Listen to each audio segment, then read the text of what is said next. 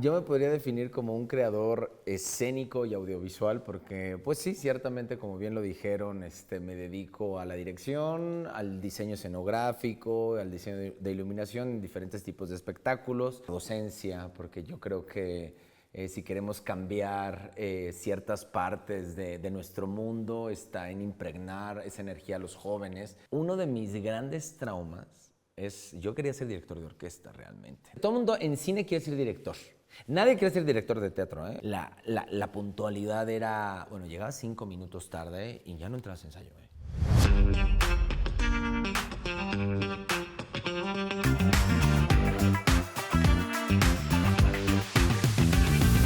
Bienvenidos a Blue Talks. Esta vez tenemos un personaje muy famoso que yo no sé cómo le hace, pero él es director, escenógrafo, iluminador, profesor, es inspiración para todos los que lo conocemos. Ahorita les voy a presentar a este personaje, pero antes les voy a agradecer que no se olviden de dejarnos su like, de suscribirse si todavía no lo han hecho, no sé qué están pensando. Comenten, compartan y desde luego les presento a mi co-conductora, Majo García. ¿Cómo estás, Majo? Mil Bienvenida. gracias, doctor Mendiola. Pues feliz de tener este invitado con muchas preguntas por hacerle, ya que sí es un personaje bastante famoso y más aquí en el TEC, no hay forma que no hayas oído de su nombre. Entonces, ¿lo presentamos? Lo presentamos, Juan José Tagle, bienvenido. Muchísimas gracias, Majo, muchísimas gracias, Carlos, gracias por la deferencia, por qué bonita presentación y bueno, muy contento de platicar con ustedes aquí en las Blue Talks. Perfecto, ya adelantamos un poquito, nosotros nos vamos bastante directo en realidad. Ya dijimos que eres profesor del TEC, pero ¿cómo describirías tú qué hace hoy en día Juan José Tagle, además de dar clases en el TEC? Bueno, yo me podría definir como un creador escénico y audiovisual porque, pues sí, ciertamente, como bien lo dijeron, me dedico a la dirección, al diseño escenográfico, al diseño de iluminación en diferentes tipos de espectáculos, en diferentes tipos de medios, principalmente en los medios performativos, en la cuestión teatral, operística, y pues también de mis grandes actividades y que me encanta compartir es la docencia, porque yo creo que si queremos cambiar ciertas partes de nuestro mundo, está en impregnar esa energía a los jóvenes, que como a nosotros, ¿no? Hubo gente que nos inspiró. Entonces, bueno, así podría un poco definirme. Perfecto. Oye, danos algunas referencias de trabajos tuyos en el teatro, por ejemplo, solamente para dar algunas referencias justo y ya iremos profundizando más en ello. Perfecto. Pero que la gente ubique un poco de tu trabajo. Bueno, pues he tenido últimamente estos últimos años, vamos a hablar de los últimos 2 años que he tenido obras que se remontan.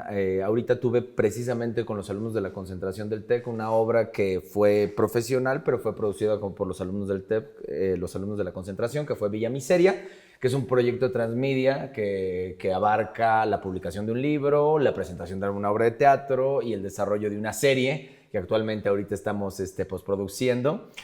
También tuve Sueño de una noche de verano, es de William Shakespeare, una experiencia inmersiva que hicimos en un antro en Foro La Paz. Una obra que es un monólogo con Verónica Langer que ha dado mucho de qué hablar.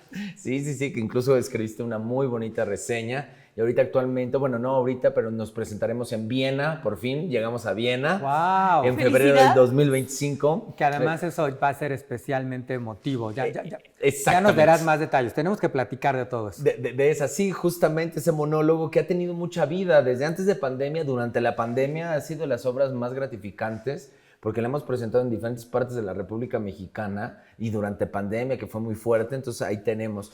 Y otra obra que fue que Arda Tebas, una obra que se presentó en el Helénico, en el Teatro Orientación, y bueno, esos son como los principales trabajos que he venido repitiendo, para mí, trabajos que nacen del corazón, y que sobre todo una de mis misiones que siempre ha estado en el desarrollo profesional es llevar los clásicos a los jóvenes y decirle a los jóvenes que los clásicos no son aburridos, porque aparte son la base de nuestra cultura, ¿no?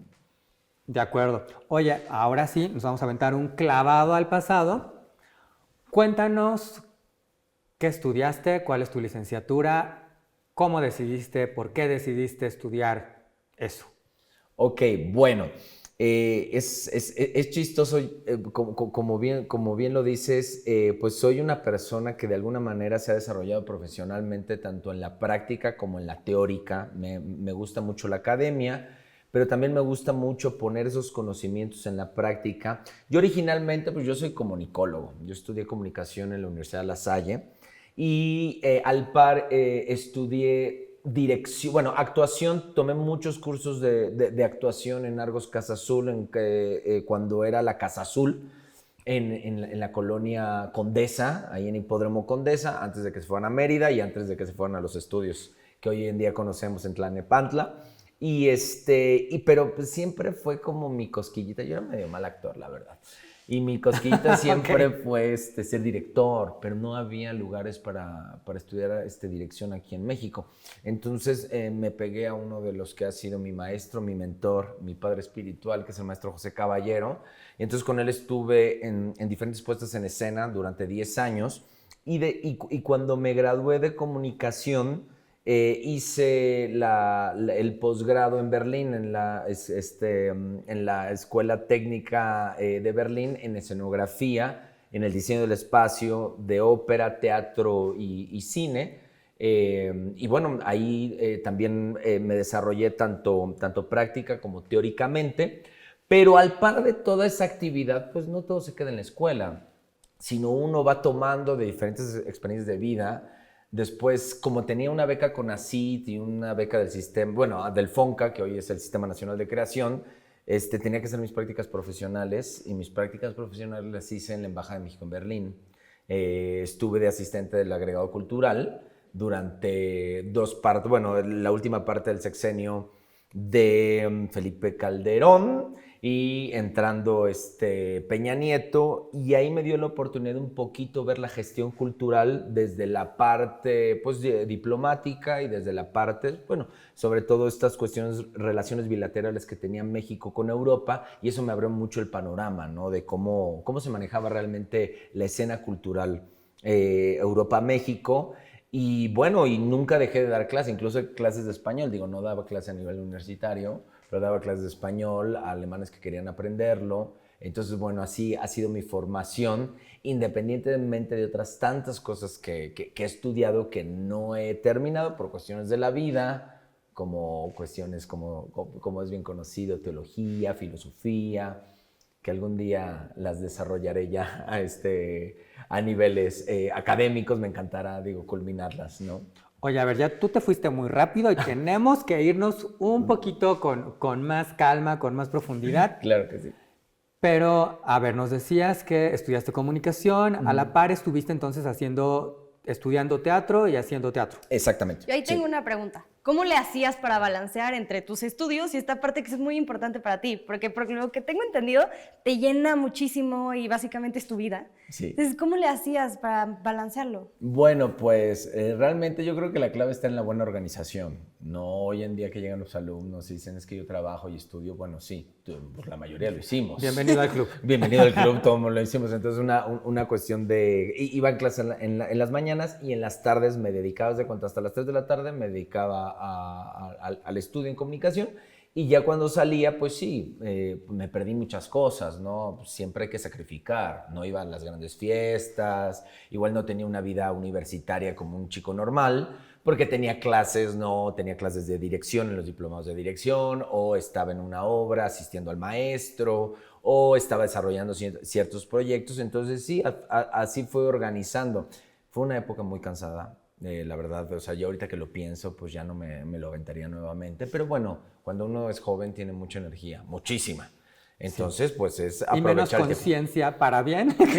Exacto, menos conciencia viene así del cuidado de uno. Claro. Y bueno, ya sabes, ¿no? Las cosas de la universidad que las has de estar viviendo de tengo que entregar proyecto, no voy a dormir. No desayunar, no comer. No desayunar, que es pésimo, es lo peor. No lo hagan, por favor. No lo hagan, o sea, ahorita sí yo me doy todas mis horas, incluso, bien sabes, Carlos, que es así de, no, Carlos, yo necesito así de 1 hora para esto y 1 hora. Sí, porque uno ya vivió el rock and roll, entonces ya, ahora se tiene que cuidar, ¿no?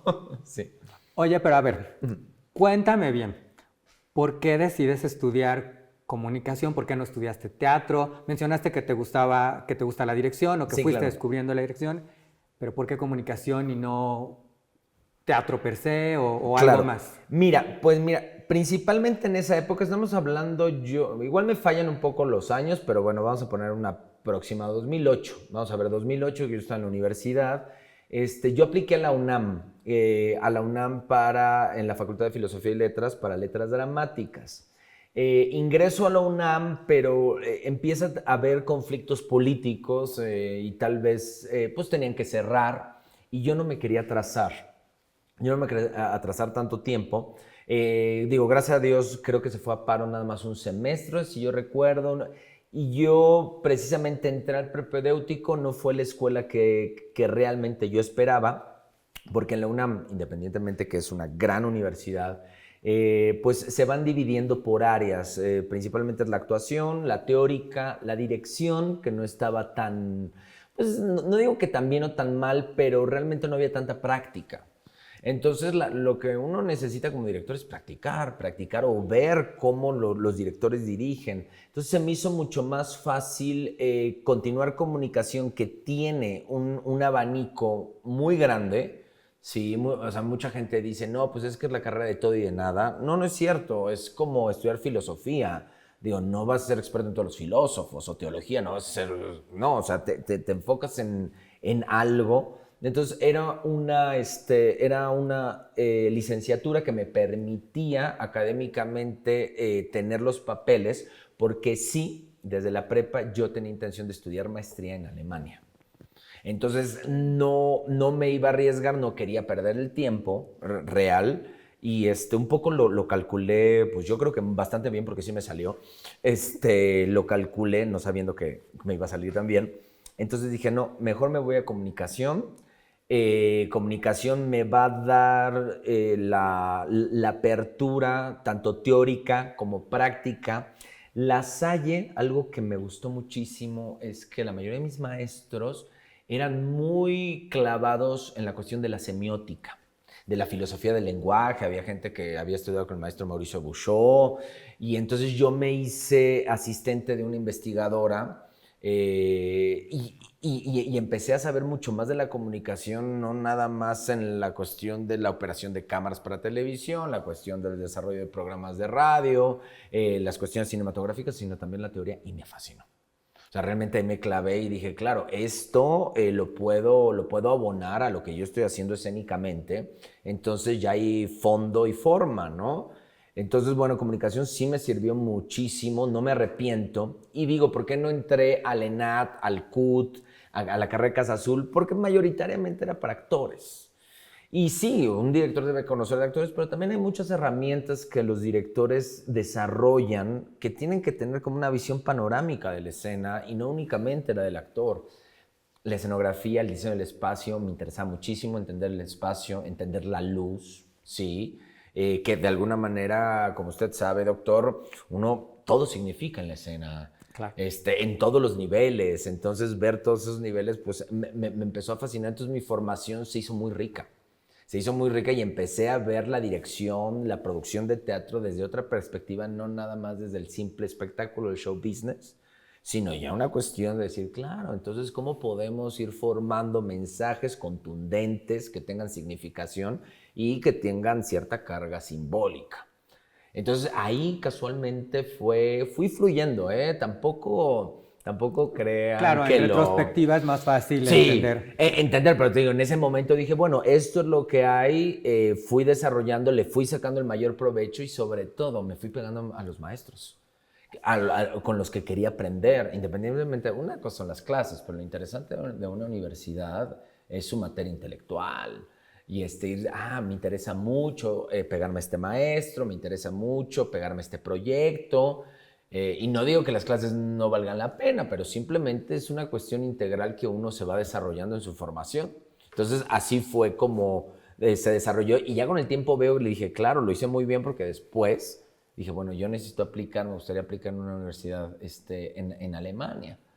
Y entonces fue donde empecé toda la planeación de querer irme y decir, bueno, ¿qué quiero estudiar? Estuve como un año planeando, ¿no? O sea, lo que generalmente les preguntas a los alumnos, ¿por qué entraste al TEC? No, es que el programa de estudios. ¿Y qué dice el programa de estudios? Exactamente. ¿Qué es el programa de estudios? ¿Qué es el programa de estudios? Y cuando sí, yo estuve leyendo todos los programas de estudio en Alemania, que era lo que realmente me interesaba, y esta que combinaba la práctica con la teórica fue la que me fascinó. Y dije, yo quiero estudiar. Oye, yo tengo aquí un par de dudas. Quiero que hablemos un poco más de esto que decías.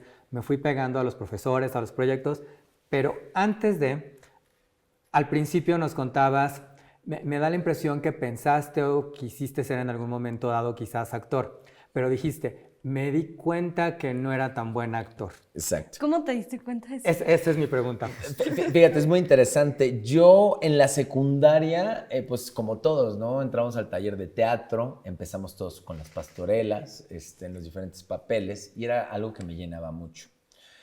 Y después unos amigos que en ese entonces trabajaban en MTV, uno de ellos trabajaba en MTV, sacó un grupo de jóvenes actores. Casa Azul comenzaba, 2001 más o menos, comenzaba a desarrollarse como una escuela de actuación donde los profesores del CUT, los profesores de la ENAT estaban dando clase en una escuela digamos, de paga, donde había acceso a ciertos cursos que no eran meramente profesionales. O sea, en el sentido del desarrollo profesional tiene que ser una carrera y tal y tal.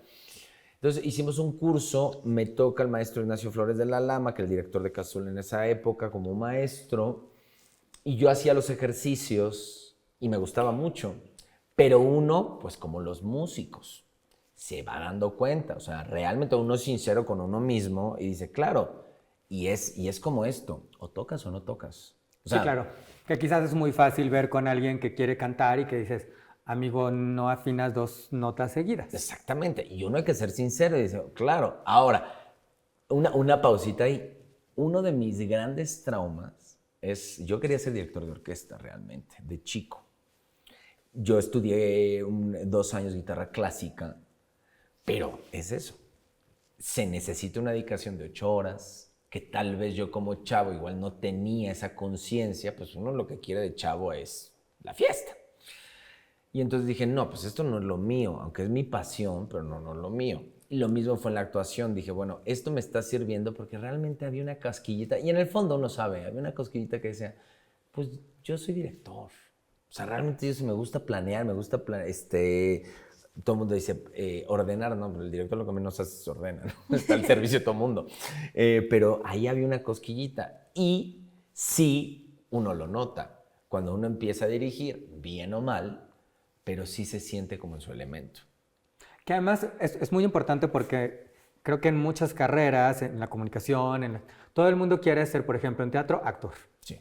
En comunicación, usualmente al principio todos quieren ser directores, ¿no? Y hay un mundo de posibilidades en otros roles que van quedando ahí descuidados porque no hay como esta apertura a decir, ok, ¿quiero ser actor realmente o podría ser un mejor director o quiero ser un director de cine, pero a lo mejor puedo ser un mejor fotógrafo, guionista, productor ejecutivo, claro, otras actividades, ¿no? Sí, no, por supuesto. Y hay una cuestión muy reduccionista, ¿no? Y lo mencionas muy bien, o sea, dices, yo quiero ser, todo el mundo en cine quiere ser director. Nadie quiere ser director de teatro, ¿eh? Es muy difícil que alguien diga, aunque sí hay muchos colegas, que a los cuales admiro demasiado, pero la común, yo no he escuchado aquí, bueno, en tanto tiempo, nada más un alumno, ¿no? Que tú y yo conocemos, que al final me dijo, sí, yo quiero dirigir teatro. Y dije, ay, míralo, o sea, por lo menos, pero todo el mundo quiere dirigir cine, y en el teatro todo el mundo quiere actuar. Todos quieren actuar, y sí, es eso, es ver la escala de grises que existe en este hermoso medio, que es muchísimas cosas, el que ilumina, el técnico, el que hace toda la cuestión del prompter, el que switchea, la producción tan necesaria de encontrar buenos productores, los conductores. Es una gama enorme, enorme, y uno se va dando cuenta y le va llamando eso. Claro. Oye, nos decías en la carrera, ya volviendo Sí. decías, me fui pegando. ¿Cómo fue eso o sea, cómo me le pego a alguien? ¿Qué es me le pego? ¿Cómo me le pego? ¿Cuál fue esa experiencia? ¿Y por qué te sirvió? Mira, yo aquí ya hice como 5 preguntas, pero está súper bien. A los alumnos, por ejemplo, ahí les damos un poco de las metodologías creativas. que escucha, o sea, que yo lo escuché, ni siquiera, o sea, no tengo ni publicaciones que llamen de eso, pero yo un día escuché a un maestro decir el shadowing, o sea, como el ser shadow de alguien, ¿no? Entonces escuché eso de shadowing y dije, bueno, me parece muy interesante qué es, ¿no? Y decía, bueno, te pegas a una persona que admiras, ¿sí? De hoy en día tienes el acceso en Instagram, en las redes, de poder decirle a los grandes, oye, tal, igual no te contestan, ¿no? Pero en ese entonces yo veía mucho teatro desde muy pequeño. Y entonces yo me aprendía el nombre de los directores, quiénes habían iluminado, quiénes hacían escenografía. Y pues yo los conocía a todos. Yo me acuerdo, o sea, yo tenía, ¿qué? 14 años, un día iba saliendo de la SOGEM y me encuentro al maestro Vicente Leñero.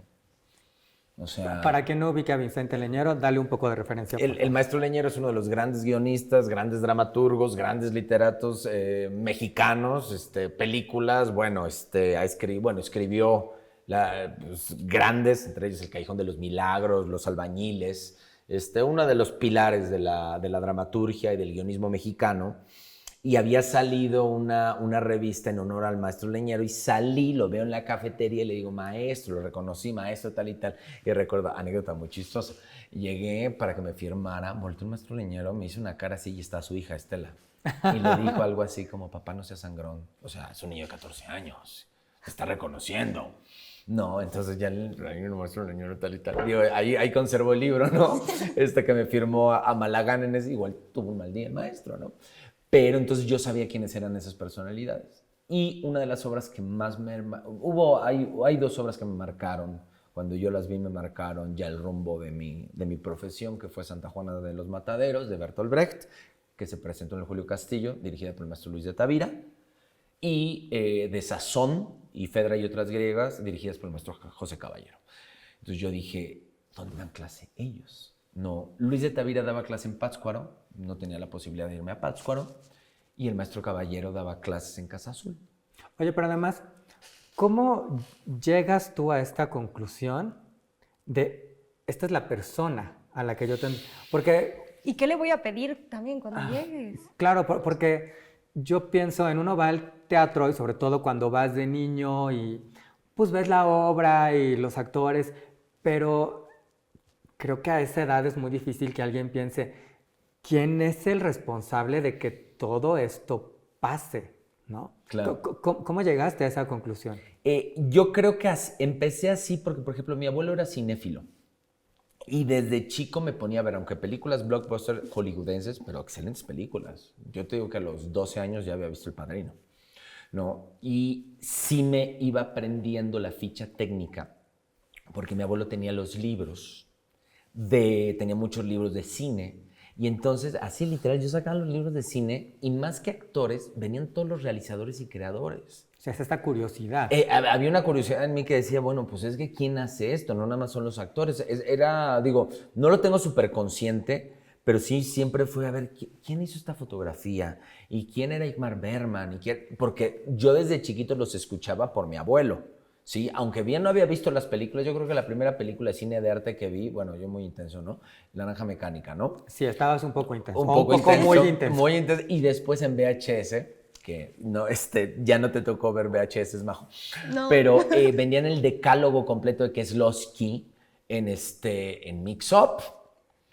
Entonces yo compré el 1, porque aparte con mi dinero, ¿no? Yo creo que ahorraba 3, 4 meses y llegaba así a Mix Up e iba comprando esas cosas. Entonces me fui haciendo de cosas. También algo importante, yo empecé mucho siendo fan del teatro musical, que lo sigo siendo, aunque no me desarrollo en el teatro musical, pero me gustaban muchas obras, entre ellas Los Miserables.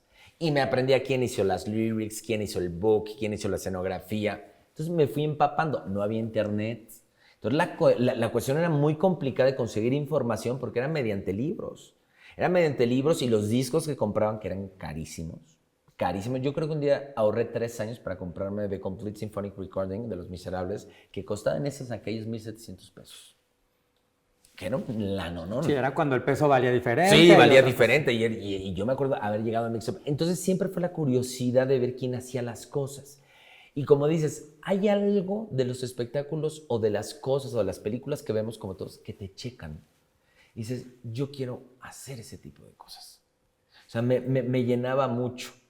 Ahora, aunado a esto, pues tuve muy buenos maestros en el Instituto México y en el CUM que nos dejaban ver mucho teatro universitario, ¿no? Y entonces, bueno, vimos obras, yo vi de las últimas obras de Ludwig Margules, sí, de estos grandes, vi a Julieta Gurrola actuar desde chava, pero yo cuando hacía, ella era la principal de la telenovela famosísima de Señora, La calle de las novias con claro. Rosa María Bianchi, Arcelia Ramírez, que era gente que la veías en las novelas y las veías en el teatro, Angélica Aragón. Entonces sí fue como pues diga, era un Star System que yo ya ubicaba. Hoy es mucho más fácil por toda la apertura mediática, las series que puedes ver a Jesús Zavala en teatro y puedes ver a Jesús Zavala en Club de Cuervos y esas cosas, pero antes eran más complicados. Y sí, sobre todo, como dicen, era curiosidad y era algo que me checaba.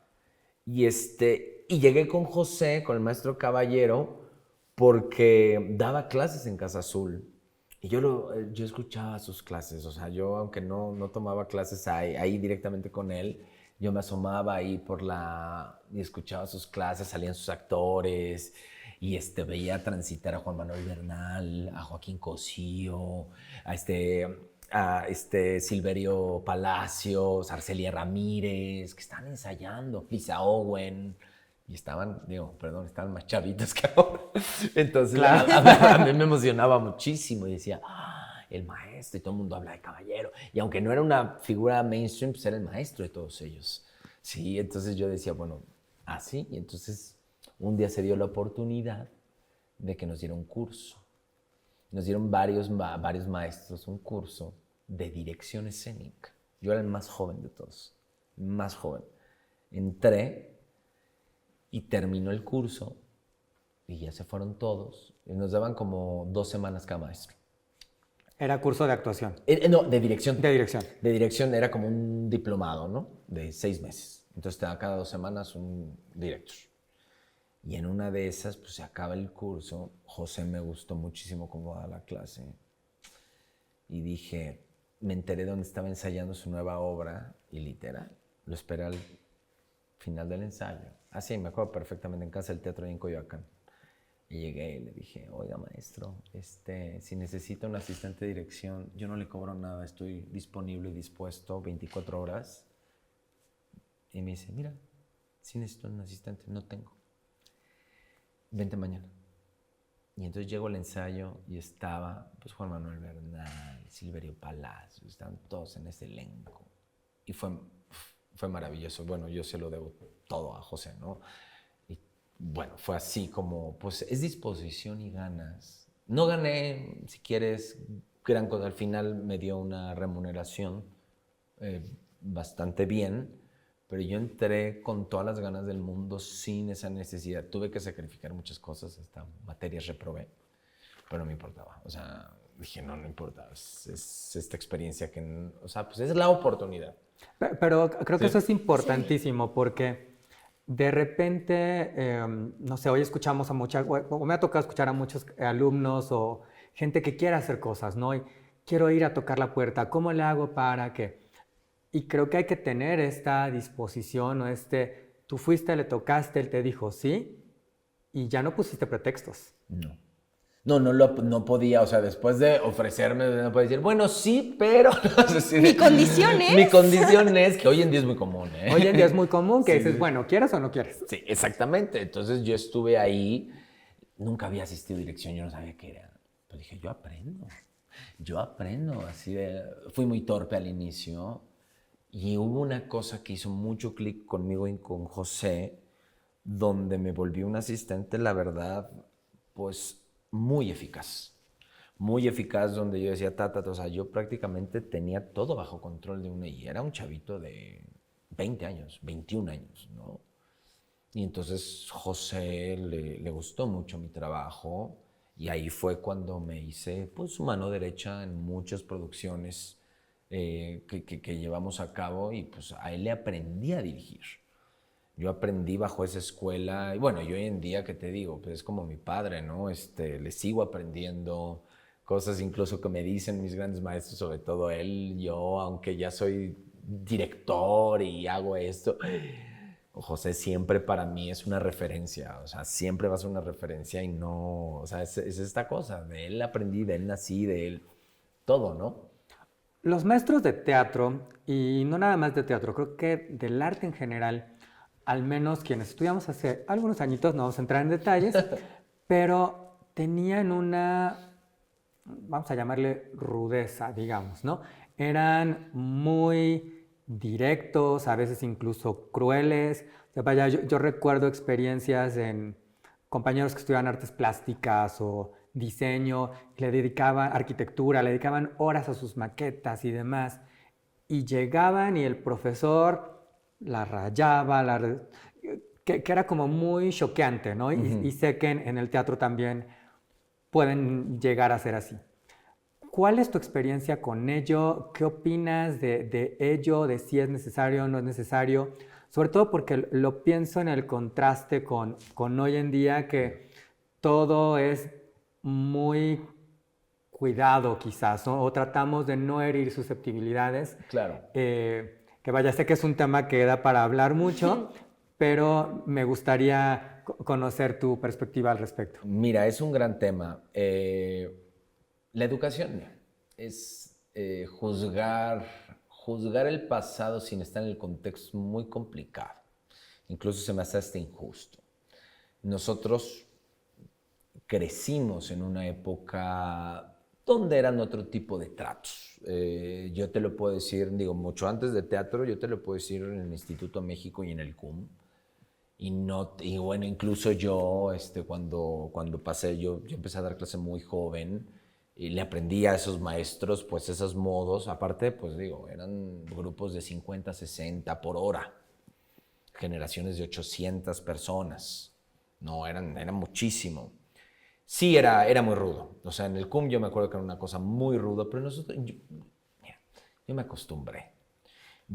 Algunos maestros sí la hacían muy personal, pero nosotros también éramos, o sea, como alumnos éramos muy rudos. Nosotros exigíamos mucho, no nos los poníamos al tú por tú, pero sí era una cuestión fuerte. O sea, sí el trato era muy fuerte, sí era de romper, o sea, Benjamín, que lo adoro, Benjamín 10, que nos daba historia, nos rompía cuadernos en la cara. Marilú nos aventaba cuadernos, nos decía que éramos empleados de y son grandes amigos, después se convirtieron en colegas, ¿no?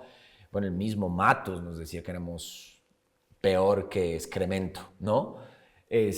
Algunos maestros muy violentos, no, eso no lo justifico, llegaron a golpear a compañeros ahí en clase, rompían cosas, yo mismo, ¿no? Como maestro, sí, o sea, llegaba, o sea, nos enojábamos, eran formas de esas épocas que hoy en día ni las justifico, pero eran el status quo de ese entonces, ¿no? Digo, en cuanto a ese tipo de tratos, ya los demás, yo no estoy en acuerdo. En el arte, mira, con mi caso con José siempre fue un caballero. Yo creo que lo he visto, lo vi actuar fuerte, y tal vez para hoy en día sería un poco, se enojó, no, pero yo siento que era muy preciso, nunca le faltó pues el respeto a ningún colega, como otros tantos colegas que sí se pasaban. Yo he visto gente romper mesas en los teatros, golpear técnicos, o sea, unas barbaries, ¿no? Pero sí hay una cuestión de disciplina, digamos, de formación. Como rigor. De rigor, híjole, que no te daba espacio para la mediocridad. No, y entonces estabas donde habías estado y donde tendrías que estar. No existía la comunicación masiva, o sea, nadie estábamos en el celular, en los ensayos. La puntualidad era, bueno, llegabas 5 minutos tarde y ya no entrabas a ensayo. Ya ves, ya no me siento tan mal. No, y a mí me encantaba, a mí me encantaba eso. Hoy somos más laxos, incluso yo hoy dando clases soy la persona más laxa y a veces cuando alzo tantito la voz, decir, oigan, si no, ¿saben qué? Si no me salgo, la gente dice, pero no me estoy enojando, no sabes qué es estar enojado, hijo. No me conoces enojado. No me conoces, ¿no? Incluso, bueno, tú tomaste clase conmigo que me emociono. Y entonces uno responde, pero yo, no, No es así. Entonces hay gente que dice, oye, pero estás... No, no estoy enojado. Hay una cuestión de rigor que yo lo agradezco, ¿eh? Yo lo agradezco porque sí, fíjate, a mí nunca me festejaron nada, ¿eh? Nunca. Si salía bien, no te decían nada. Entonces, Él festejó, mi sí, sí, exactamente. Maestro estuvo, sí, ¿por qué? Ah, porque es que no dijo, no, pues si no te digo nada es porque está bien. Ok. Claro, porque además el concepto de retroalimentación era muy distinto de ahora. Muy distinto. Sí. Demasiado. Entonces, mira, yo crecí, o sea, sí con una educación fuerte, pero yo en mi experiencia, en mi contexto, yo la agradezco. Yo la agradezco porque pues, eran escuelas muy disciplinares. El arte necesita disciplina y el otro día lo comentaba, fui a un concierto en la Sala Nesa, muy bello, con la Orquesta Minería, la verdad. Y yo le decía a una amiga, pues si el corno no entra, no entró. Y fregó esa parte. O sea, aquí no hay, es que yo... No, no entraste. Aquí la partitura decía eso y no entraste.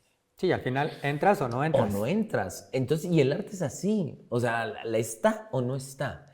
Es difícil aceptarlo.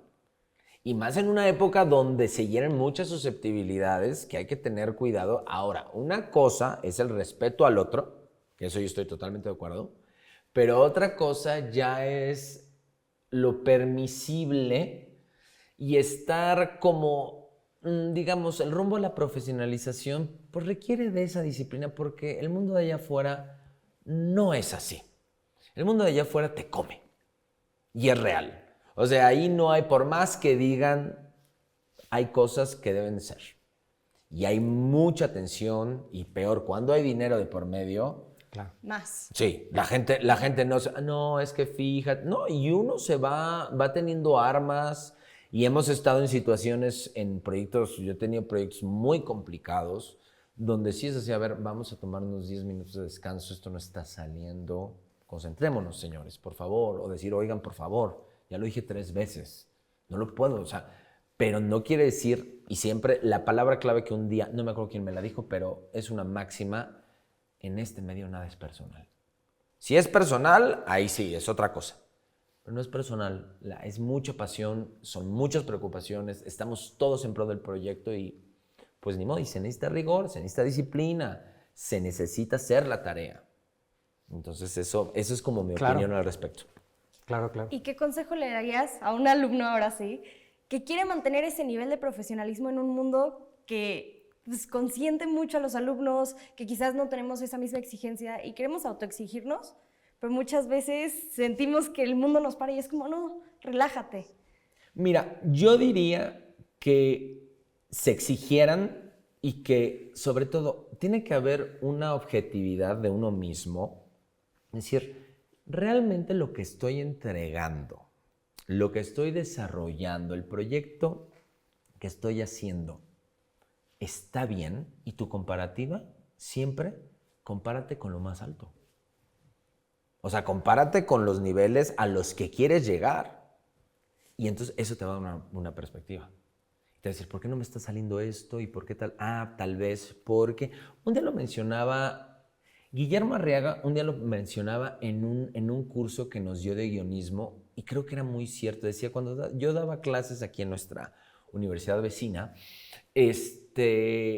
decía, a los chicos les pedía 3 cosas principales en sus cortos. Usen un fotógrafo profesional, usen actores profesionales, sí, y sean disciplinados. Eso te va a cambiar la ecuación, totalmente tu producto, sí, aunque seas estudiante. Y el maestro José nos decía, los directores jóvenes tienen que dirigir actores experimentados y los directores experimentados tienen que dirigir actores jóvenes. O sea, es esta cuestión que se da, este intercambio. Y yo creo que en la medida en que los jóvenes se mezclen con profesionales, les aprendan, literal, les copien cómo hacen las cosas. No, porque ahí está la base. Hay una cosa que yo siento, con todo respeto hoy en día, de las nuevas generaciones que tienen un dejo de soberbia, no permiten los comentarios, la retroalimentación y sobre todo no se permiten el proceso. Quieren resultados inmediatos. Cuando yo creo que, si te digo, yo llevo 20 años en esto. y creo que apenas el año pasado empecé a dirigir. O sea, como ¿No a fue el tener, siguiente día? sí, no, a tener noción de la dirección escénica y decir, y hoy en día, pues sí, o sea, si me dices, el resultado sale tal cual lo dibujé, pero son años para llegar a eso y es todos los días, eso sí, esto es de todos los días hay que hacer su tarea.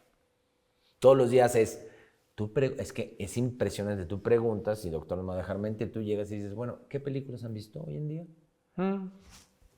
Silencio, y todos quieren ser cineastas.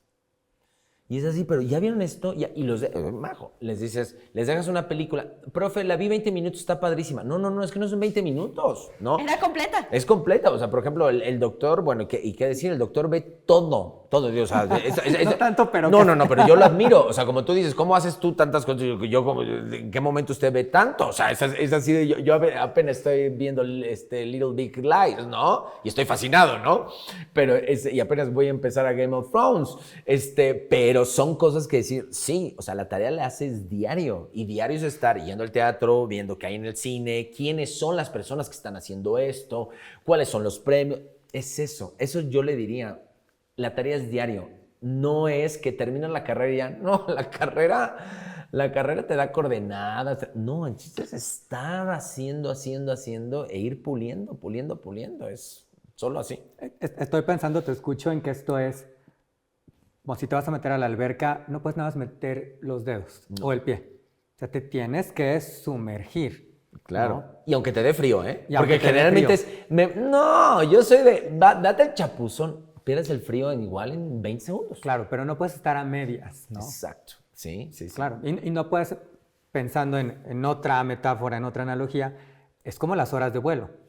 O sea, nadie le sueltan un avión de hoy a mañana. Nadie. Tienes que tener muchas horas de vuelo para que consigas finalmente el objetivo, ¿no? Entonces, no es de un día para otro, es estar ahí una y otra vez.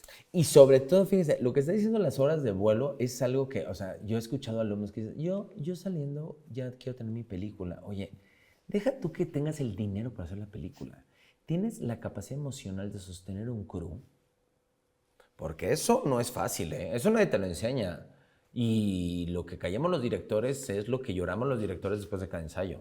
Te vas a llorar a tu casa, te lo juro, ¿eh? Como nos ves así detrás y que... No, es uno de sufrimiento. O sea, la verdad, bueno, yo en mi caso particular y compartiendo con los otros colegas, hay veces que llegas a la casa y dices... O sea, poder lidiar con esa resiliencia y decir, soy el más tonto de todos. O sea, hay días que digo, no pude. ¿Y cómo te levantas de esos días? Pues técnica, decir, mira, esto que dicen los alcohólicos anónimos es totalmente cierto. Solo por hoy. Solo por hoy. Es un día a la vez y siempre cuando me voy a la cama digo, mañana será otro día.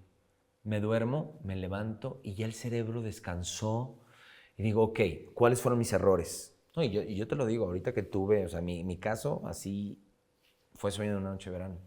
No había día que no saliera yo llorando de ensayos, porque era un espectáculo complicadísimo. Padrísimo, como no han vivido nada. Si no la vieron, se perdieron de algo de veras muy, muy padre. Déjame dar ahí una referencia, pero era esta versión de Sueño de una noche de verano. Tagle la va a describir mejor que yo, pero una versión posmoderna, digamos, que incluía música y demás, y donde nosotros como público estábamos inmersos en la acción, que creo que era parte de, obviamente, lo retador para ustedes, pero para nosotros como público era muy impresionante ver a estos actores que subían, bajaban, te pasaban por un lado, por el otro, te pedían, como en mi caso, que te quitaras porque estabas estorbando, pero en mi mente era, ¿cómo conceptualizas esto? ¿Cómo diriges esto? ¿No? Claro, y ahí tiene que ver, fíjate, ahí sí, pues uno era el director, pero tenía un gran equipo y actores que tenían experiencia y le entraron a jugar. Nadie habíamos hecho eso antes y había muchas cosas que teníamos mucho miedo porque no sabíamos si iba a funcionar. Y todos, digo, uno de los grandes directores, ahí estaba el que le hacía el personaje Bottom, es el director de Sexo, Pudor y Lágrimas. O sea, era una persona que... Y entonces todos estábamos con los mismos nervios, salíamos con las mismas frustraciones. Ahí sirvió mucho mi paño de lágrimas, que fue mi primer asistente, un exalumno del TEC, Alfredo. Puta, yo salía llorando con Alfredo y le dije, es que no sé si esto se va a lograr. Y me decía, no, sí, vas a ver que sí, se va viendo bien. Y yo, es que yo ya no tengo noción, o sea, yo ya estoy un poco perdido. Y es eso, esa cuestión de también, no te tienes que entrenar, no nada más es técnico, teórico, es también emocional, porque el arte, estás dejando como dicen, un piece of your heart ahí, hay una cosa que late, ahí está, ¿no? Entonces, nadie puede decir que se la sabe de todas, y el que lo dice, pues cuánto respeto, la verdad, porque uno es muy vulnerable, la verdad. Claro. Oye, a ver, yo me quiero regresar a algunas cosas. Maestría. Tú decías desde hace un rato que querías hacer una maestría, que querías estudiar algo en Alemania. Creo que la primera pregunta sería, ¿por qué Alemania? Ok, ¿por qué Alemania? Un día vino aquí, antes existía el Festival de la Ciudad de México, y un día vino una presentación de la Orestiada del Deutsches Theater. Yo lo vi y dije, no, esto está en otro nivel. O sea, deja tú que en producción, no. O sea, conceptualmente yo dije, ¿qué está pasando? O sea, ¿qué es esto? Y entonces dije, no, wow, así de wow. Y me empecé a meter un poco en el teatro postdramático alemán. O sea, dije, bueno, estos ya van más allá del drama, ¿qué es? ¿No? Y bueno, coincide, digo, yo tengo familiares alemanes, que digo, las tradiciones, pues X, ¿no? Pero los literatos alemanes, en el Centro Universitario de México nos dieron muchos literatos alemanes. Y sí, yo hice conecte con uno de los principales que siempre le dejo a los alumnos, Hermann Hesse, el Demian de Hermann Hesse. O sea, mi Hesse y esta forma en que Hesse tiene de hacer, y me llevó a Kleist, a Büchner, a Brecht, me abrió un mundo de posibilidades que no nada más eran los autores canónicos, tal vez como Tennessee Williams, Eugene O'Neill, Arthur Miller, que son padrísimos. Pero otro tipo de teatro que decían, claro, o sea, como que me identifiqué un poco también con el discurso, con las formas de vida. Entonces yo dije, bueno, quiero aprender de ellos cómo le hacen estas cosas. Y dije, oh, es muy interesante. Entonces de ahí nace un poco mi fascinación por los alemanes. Ok, ¿y por qué una maestría en escenografía? Porque siempre he tenido la cosquillita. Como director, por ejemplo, en cine, el que te resuelve muchas cosas es tu fotógrafo. El fotógrafo sabe cómo funciona el cuadro, cómo funciona el lente, cómo funcionan muchas cosas que aquí tenemos. En el teatro ese es el escenógrafo, tu fotógrafo. Y gran parte el que te dice cómo se tienen que mover los actores, pues es el escenógrafo. Si pones una rampa, pues la tienes que usar. Si pones un sillón, ahí... Entonces yo dije, yo tengo que entender el espacio. Y la forma en que los alemanes entienden el espacio es muy diferente antes le decían a la escenografía, decorado. Para los alemanes no existe el decorado. Ajá, porque decorado es nada más que se vea bonito y está ahí. Exacto. Pero aquí tú estás hablando de que tenga una función y lo que yo entiendo además es un poco, lo estoy poniendo en términos de lo que yo estudié, digamos, pero es como diseño de información en el sentido de es una estrategia que sostiene cómo van a estar conformados todos los elementos en la puesta en escena, Totalmente. que en este caso pues son las mesas, las sillas y todo lo demás que está ahí alrededor. Totalmente. Es la cohesión del espectáculo en el espacio, porque lo es todo. Y eso está muy relacionado obviamente con el director, que es quien va a decidir cómo se mueven. Exactamente. Entonces, tener diferentes entendimientos, como decíamos, y lo sabes muy bien por la semiótica. Pues sí, es una cuestión de que la significación del espacio, por ejemplo, un día vi Orfeo y Eurídice, es una ópera, bueno, un drama griego, pero en ópera, donde estaba Orfeo esperando en un aeropuerto. Y digo, claro, es la antesala del infierno, es un aeropuerto. Entonces ahí es donde dices, claro. Es una metáfora. Es una metáfora y no te vas a la literalidad de que es el infierno con llamas y unos diablos. Jiji. No, o sea, esta cuestión de Sartre, el diablo son los otros. Entonces un aeropuerto, un non-place, donde es totalmente impersonal, donde no hay apego. Entonces Orfeo está buscando a Eurídice, el amor de su vida, pero no la encuentra. Entonces ese tipo de cosas es muy interesante ir jugando. Y yo creo que el que entiende el espacio, el que entiende el cuadro, pues prácticamente tiene una concepción y una mirada panorámica de la escena. ¿Y de dónde deberíamos de partir nosotros para escoger esa especialidad como la que tú hiciste que nos sirva? Porque realmente creo que mucho lo escogemos por así se tiene que hacer, la burocracia, así funciona. ¿Tú qué consejo nos darías a nosotros para escoger esa especialidad, ese máster, para realmente hacerlo bien y no errar? Pues yo creo que es muy fácil, pero es muy complicado a la vez, Majo. Yo creo que tiene que ver con, como dicen, ¿qué te late? Lo que el corazón te diga. Y comprobar. Sí, esto no miente. Esto te miente mucho. Esto están tus papás, el dinero, pero ¿qué van a decir? El corazón late. Es tan fácil. ¿Te gusta el chavo, chava, chave o no te gusta? No, ¿te gusta lo que haces o no te gusta lo que haces? Y la cosa es, puedes estar encerrado en una cabina de edición 15 horas sin quejarte. Ahí estás. Puedes estar en un ensayo 12 horas de tu vida. Estoy cansadísimo. Bueno, la vida es cansada, bueno, ni modo, necesitas energía, pues sí. Pero llegamos nosotros, podemos estar 6 horas, que son pesadísimas, dando clase, y a veces llegamos cansadísimos. Y le digo, no, y llegas y haces contacto con ustedes. Y señores, ya son las 4 y empezamos a las 11. Ahí está, ese es un gran síntoma. O sea, el problema es que decir, puta, de que volteas al reloj y se han pasado que 20 te está minutos. pesando y que dices, ¿cuándo va a acabar esto? Exactamente, ahí no es. Ahí no es. Ahí no es. Esa es como mi métrica, ¿no? Más de lo que digan. Si te gusta el dinero y quieres ganar mucho dinero y eso te hace feliz, también está bien, ¿eh? Pero pues sí, es eso. Es lo que te lata. Es lo que te lata. Así literal, ¿eh? Suena muy trillado, pero yo lo veo así. Coincido. Sí. Oye, entonces ya, volviendo. Ya nos hablaste de licenciatura, maestría, estas elecciones. ¿Cómo va siendo este camino en el teatro? ¿Cuáles dirías tú que han sido como esos momentos claves en tu quehacer teatral que te abrieron puertas, que te dieron nuevas direcciones? También es que la mayor cosas de la vida son sencillas. Es el tener el sí por delante.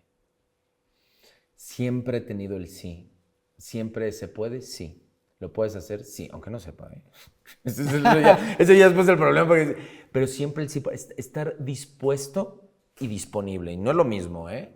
Siempre traer el sí por delante, ¿no? Y decir claro, bla. Entonces, eso, independientemente, mira, yo conozco colegas que son excelentes, pero sus tratos son difíciles. Y eso aleja a la gente. Y yo prefiero trabajar muchas veces con gente dispuesta y disponible, que tengan con el sí. Y yo creo que ese fue mi caso. Tú di sí y estar disponible, estar dispuesto. Y vas a ver, y saber esperar también, esa cuestión de la espera, que es complicada. Hoy en día es que tengo 6 meses y no encuentro chamba. Nene, no manches, hay veces que yo esperaba hasta 6, 7 años en hacer un proyecto, ¿no? Entonces, dice Brooke, el que sabe esperar se le toma en serio y verá cómo las puertas se abren automático. No, entonces es esta cuestión de siempre ser, eso sí, mis grados de exigencia son muy grandes, incluso, ¿no? Me lo decía mi terapeuta, es que te exiges mucho tampoco, no te pases, el doctor me conoce, mi grado de intensidad a veces que a veces así de calme, y siempre me tiene usted y me ¿cómo se llama? Me impregna el sosiego, esta paz, interior, y eso le admiro mucho, doctor. Pero siempre es este grado de exigencia, exigirme a mí mismo, pero también ser excelente en lo que hago. O sea, dar lo máximo, no dar los mínimos, siempre dar lo máximo y hasta más. ¿Por qué? Porque yo amo lo que hago. Y entonces yo creo que siempre traer el sí por delante se abren muchas puertas, ¿no? He tenido la experiencia de muchos alumnos, no durante son alumnos, o ya sobre todo en últimos semestres, muchos me piden que si pueden trabajar en ciertos proyectos. Digo, tampoco tengo todos los proyectos del mundo, pues no le puedo dar chamba a todo el mundo. Pero han estado 3 niveles de alumnos. El alumno que dice sí Y ese alumno que dice sí, lo que tienes que le digo, mira, ahorita igual no tengo con qué pagarte mucho, pero lo que sí es que vas a trabajar con gente de primer nivel. Y esa gente de primer nivel se fija en ellos y los va jalando ya después, ya chambas. Y gente muy pesada, ¿no? Digo, claro, yo creo que mis colegas son muchos más pesados que yo y son mucho más talentosos que yo. Y entonces jalan. Ese es el tipo de alumno que dice que sí. Está el otro alumno que me dice, ¿cuánto vas a pagar? Pues no, es que no me conviene. Y le digo, oye, pero pues es para un concierto de Natalia Lafourcade. No, pero si no, no. Entonces, no, y tú pondrás esa cara, ¿eh? Pero he tenido, y hay otros alumnos que me dicen, sí, entran, pero no es como lo dice, vale, ¿eh? Tampoco lo suyo, tal y tal, entonces, por eso soy como a veces muy selectivo y pregunto muchas veces, pero si realmente quieres ser, o sea, sí o sí, o qué es lo que realmente estás buscando, porque, y yo soy muy sincero, ¿eh? Yo no te vendo la fama porque ni soy famoso en seré conocido en el TEC y haré proyectos que tienen cierto renombre, pero pues realmente muchas veces yo no tengo la capacidad de elección de colocar un alumno donde él quisiera estar. Lo que te puedo es que la gente del medio te vea trabajar y de ti depende. Siempre está en ti y en la actitud que tomas, ¿sí? Entonces, eso es, y hay alumnos, estos tercer tipo de alumnos, muchas veces le digo, mira, ahorita vas a ser el segundo asistente, porque nunca has hecho esto, y se lo toman a mal. Pero es que yo estudié para esto y no debería tener un puesto tan bajo. Le digo, bueno, pues esto es pianito, no es tan... Pues nadie empezó, yo sé desde barrer un set, perfectamente, yo sé trapear un set. Y hay gente que dice, no, es que yo no trapeo. No te preocupes. O sea, Claro. es así, ¿no? O sea, yo sé cambiar el foco de una luz, yo sé hacer un circuito. Sí. Entonces, yo sé prender, bueno, prender somos sabemos, ¿no? O sea, pero decir, bueno... Sí, pero tener la disposición, la disponibilidad de en qué me necesitas. Sí. Y al final de cuentas, aunque tenga ya una carrera, unos ciertos conocimientos, pues estás empezando en un medio y pues tienes que empezar a conocerlo pues poco a poco y paso a pasito y como te vaya tocando, ¿no? Claro, es como si tienes la empresa de tu papá. O sea, hay alumnos que empiezan desde cargar las cajas. Que el papá le dice, tú vas a estar en bodega. Tú no vas a estar en la oficina, tú vas a estar en bodega, porque tienes que saber cómo funciona todo. Claro, te da una sensibilidad y una comprensión muy distinta. Totalmente. Llega acá y ignoras todo lo demás, ¿no? Totalmente, sí. Entonces ese es como un poco mi sentir. Digo, puedo estar mal, pero bueno, en mi experiencia sí ha sido. Claro. Hablabas hace un rato también, ahorita con lo que nos ibas contando, hay que saber esperar. Creo que valdría la pena ahí profundizar un poquito más porque tú has dicho, ha habido proyectos que me ha tocado concretar 7 años. ¿No? ¿Qué se hace durante la espera? ¿Cómo haces que esa espera sea pues menos pesada, ¿no? Porque a veces quisiéramos que se concrete ese proyecto en un momento, pero esa espera va a tener otros beneficios y claro, tiene otros retos. Claro. ¿Cuál sería tu consejo ahí? ¿Qué hacer en ese tiempo? Pues es como vas a correr vamos a ponerlo con esta analogía, ¿no? Vas a correr un maratón. Tú no puedes correr un maratón de la noche a la mañana. Vas a hacer diferentes carreras. 2 kilómetros, 5 kilómetros, 10 kilómetros. Igual le echas a la bici, te vas entrenando. Entonces igual tu proyecto enorme que tienes en mente, o sea, yo te lo digo con sueño. O sea, que sueño es un caso muy particular en mi carrera, que yo es un proyecto que lo pensé en el 2016, más o menos. Y lo platicaba en clase. Y entonces desde ahí iba teniendo yo como un feedback de lo que quería. Pero yo te digo, si el año pasado no hubiera podido dirigir Sueño. O sea, tenía que esperar ese tiempo y estar en esta circunstancia en mi vida porque mientras tanto me fui entrenando, hice obras más pequeñas, trabajé con gente, fui aprendiendo diferentes cosas, vi otras cosas. Es estar en es estar en activo, en constante. Igual en proyectos. Y he hecho teatro desde el parque hasta el Palacio de Bellas Artes. O sea, toda esa gama he tenido. Y muchas veces esto de la espera, los alumnos, es que ¿no va a ser en Bellas Artes? No, es en el patio de mi casa el teatro. Y entonces se ofende. Entonces yo creo que es un ejercicio. Si ellos quieren el Insurgentes. Ellos quieren el Insurgentes, entrar a cabaret y no. Claro, el no. sueño, así como lo soñaste. Te Sí. dormiste, ¡pum! Y es un problema mucho de los medios y de las películas que tratan sobre. Pero vean vean a la gente, vean los grandes directores hoy en día, cuánto le costó a Cuarón llegar a. Lo dijo, Roma es mi primera película. Mi primera película, en el sentido que es la primera película que quiero hacer. Y que la quiero hacer y la hice como yo quería, pues claro, pero tenía que pasar por Solo con tu pareja, Harry Potter, La princesita, Grandes esperanzas. Grandes esperanzas para llegar a un resultado como eso. Y mientras tanto te estás ejercitando. Ahora, una cosa súper, que yo he visto, nunca estás preparado del todo cuando te llega el proyecto. Pero lo que sí es que no hay tiempo que perder. Fíjate, la otra analogía, la liebre y la tortuga. La liebre casi llega a la meta y se queda esperando. La tortuga paso a pasito vas a llegar ahí. Tarde o temprano, Si tú eres constante y cada cosa que hagas, sí, te va a servir. Y tú no sabes, como dicen, tú no sabes para quién trabajas, Tú no sabes por qué estás aprendiendo eso, por qué estás viendo eso, por qué trabajaste en este proyecto, porque eso te lleva a una cosa y te lleva a otra, y te lleva a otra, y te lleva a otra, y te lleva a otra, y después dices, tiene todo el sentido de que. Y eso tiene que ver con la disposición, con el sí de antemano, ¿sí? Y con toda, es una preparación, pero lamentablemente esto solo como que lo vas pensando ya con el tiempo, en el momento. A veces no vemos. Mira, lo cuento con una anécdota que no tiene nada que ver realmente con mi preparación profesional. Y sí, yo cuando llego a Alemania, mi maestría en alemán, mi alemán era un alemán bastante deficiente. Y entonces yo quería aplicar para una casa con roomies, todos ellos alemanes, jóvenes, Les hablo y me dicen, no, pues ya está dado. Y un día me contacta un alumno por Facebook, estás en Alemania, me dice, mi tío vive en Berlín, contáctalo. Y entonces, pues yo estaba así, pues yo soy chavo, yo qué tengo que ver con el tío. Entonces le hablo al tío y me dice, oye, pues vente a una cena a la casa hoy. Llego a esa cena, me encuentro con una señora de 70 años, que está rentando un cuarto, alemana. Y ella era experta en teatro alemán. Experta.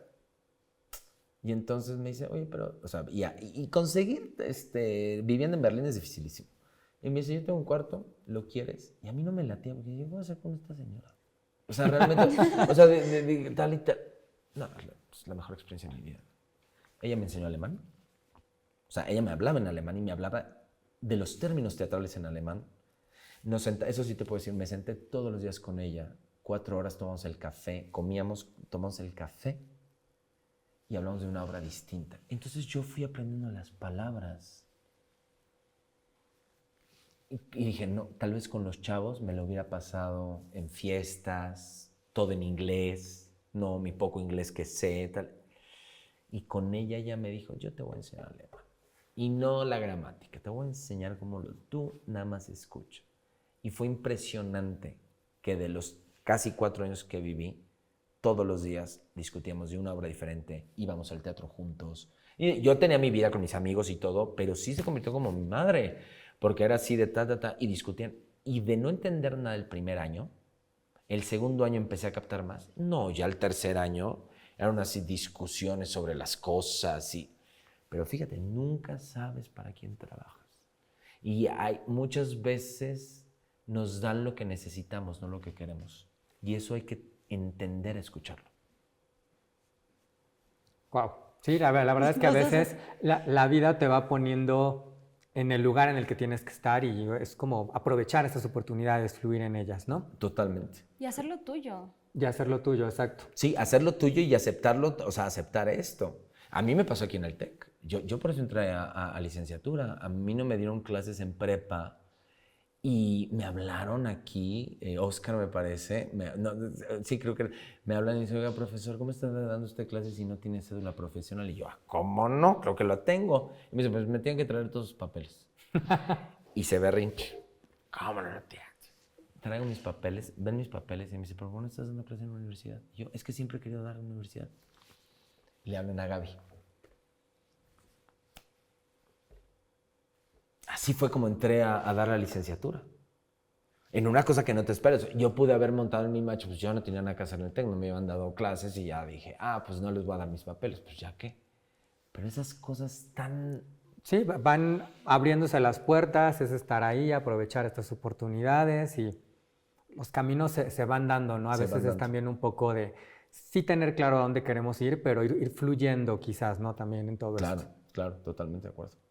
Queremos que nuestros espectadores fluyan con nosotros, así que por favor escríbanos, queremos muchos comentarios porque hay mucho que platicar con Juan José Tagle y no vamos a alcanzar a hacerlo hoy.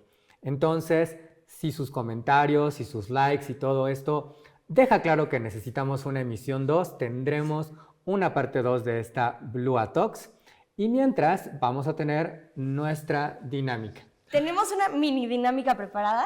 Ay, Te voy bien. a dar una lista de palabras Ajá. que sacamos de las conversaciones o de cosas que haces tú. Y tú nos vas a decir la primera idea que te venga a la cabeza. Idea puede ser palabra o frase. O frase, ok. Sí. Ay, Puede Pero es ser lo así primero. como muy puntual o puedes elaborar un poco más. ok.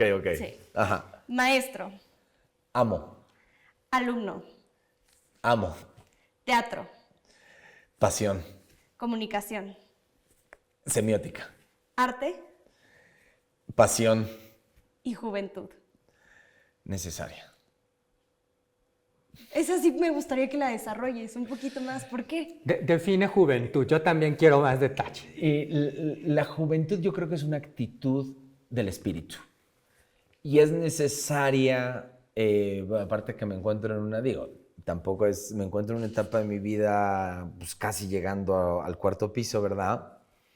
Donde, si bien, claro, no estoy grande, me falta la mitad de mi vida, pero sí me cacho de ciertas cosas que ya no tengo el arrojo que me recuerdo cuando tenía 22, 23 años. Y esa fuerza que tienen los jóvenes, por eso dije la palabra amo, o sea, amo la docencia y amo al alumnado porque hay una cuestión de sinergia, porque ustedes me dan esa vida y sobre todo ustedes me recuerdan cosas que yo ya he olvidado. Entonces en el momento que me dices juventud es necesaria porque cuando uno piensa que su vida se acaba, hay veces que apenas comienza. Pero necesito tener esa fuerza para mí, para poder lanzarme otra vez, porque uno va creciendo y se va haciendo más huraño. Ya no se cree el mundo como antes. Y lo que me encanta de los jóvenes es que son rebeldes, son irreverentes, son libres.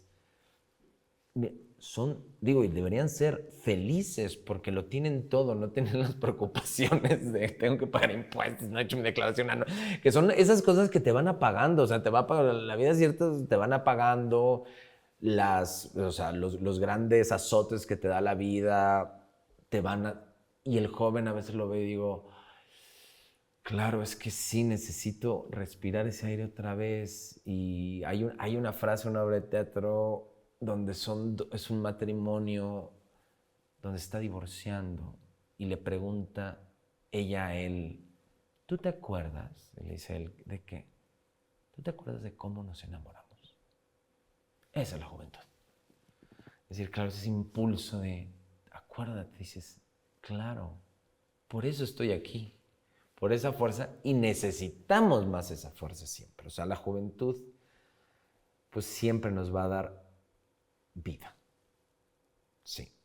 Y para nosotros como docentes es una cosa fundamental. Yo no entiendo a los maestros que se quejan de los alumnos. Es que para eso estamos. O sea, si no hay alumno, no hay docente. O sea, y nos impregnan con esas cosas que igual ustedes a veces son naif, esas soberbias que yo tanto odio a los alumnos.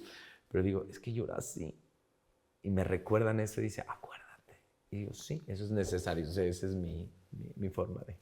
Regálanos un consejo para los alumnos, los jóvenes profesionales. ¿Qué les dices que deben o no deben hacer? Pues lo que yo les diría es que cada cosa que hagan, si lo hacía James Dean, que lo amamos, lo amamos. No, que pasó a la historia ¿Qué con pasó? 3 películas. Con 3 películas de 24 años, con esa juventud y esa fuerza que decía, vive, sí, siempre con esa intensidad como si fueras a morir mañana. Y eso es muy intenso. Y no en esta tragedia de que vive al máximo. Sí, vivir al máximo tiene que ver con ese, vive con esa vitalidad como si cada día se te fuera la vida. Se te fuera la vida por hacer las cosas. Y eso automáticamente, mira, lo dicen en la misa y no quiero aquí sonar religioso, pero dice, busca primero el reino de Dios, quita a Dios, busca primero lo que te apasiona y lo demás por añadidura se te dará. Tagle, ¿dónde te seguimos? ¿Dónde seguimos tus proyectos? Pues mira, principalmente nada más uso el Instagram, que es @_JJTagle. Y ahí, bueno, yo posteo, yo soy todo una tía, yo posteo así, reposteo y retuiteo. No, retuiteo, ya no hay Twitter, ¿verdad? Cada una de las cosas, ahí pues, ya, si me sigues, yo te sigo, yo no soy de esas personas que no, o sea, me gusta esa cuestión de comunidad. Ahí subo mis proyectos, ahí subo cada una de las cosas que estoy haciendo, cómo me siento cada día, qué páginas sigo. Sobre todo, pues hay una cuestión de, me gusta la alegría, me gusta compartir estas cuestiones alrededor de la mesa, me gusta platicar, ¿no? Con alumnos, con colegas, con todos, entonces pues estamos ahí. Ok, y Villamiseria, que nos hablabas de él, ¿dónde nos enteramos más de este proyecto? Que va en etapas, ya tuvimos la obra. Ahora viene el libro. Y viene la presentación del libro, que será el 31 de agosto, a la cual estarán totalmente invitados. Todavía no sacamos la invitación, pero ahí en el Instagram vienen... ¿Cómo la encontramos? En mi descripción viene @VillamiseriaProject. Ahí pueden seguir todo el proyecto Villamiseria, que es muy interesante porque es transmedia. Y esta cuestión del medio es el mensaje. Si es una investigación, decir, no es lo mismo lo que lees, que lo que ves, que lo que percibes performativamente, hasta lo que tuiteas o lo que posteas, ¿no? Entonces, ahí podemos estar en continua comunicación. Y viene la serie ya estará lista, todos los capítulos. Son 4 capítulos de 15 minutos cada uno. Y estaremos listos para octubre. ¿Y el sitio de Villamiseria? En Instagram, @VillamiseriaProject, y el sitio es www.villamiseriaproject.com. Y ahí viene todo. Bien, o sea, puedes ver la obra de teatro grabada, puedes ver la publicación, puedes ver noticias. Vienen los countdowns de todo. Exactamente. Hay que estar atentos ahí. Perfecto, sí. Pues muy bien, a seguir a Tagle, a seguir a Villamiseria. Muchas y estarnos gracias. enterando de próximos proyectos que sé que siempre tienes algunos por ahí, pero bueno, hay que irlos esperando, así que ustedes váyanse suscribiendo. Majo, ¿dónde te seguimos? A mí me pueden encontrar como @MajoGarciaG en Instagram. ¿Y a usted, doctor? A mí me pueden seguir en Facebook, Instagram, TikTok, en mi canal de YouTube como Carlos A. Mendiola o Carlos Andrés Mendiola. Sigan también, por favor, las redes de Blua, como Blua Media. Aquí suscríbanse al canal, por favor, déjenos su like, coméntenos, compártanos y nos vemos muy pronto en una nueva Blua Talk.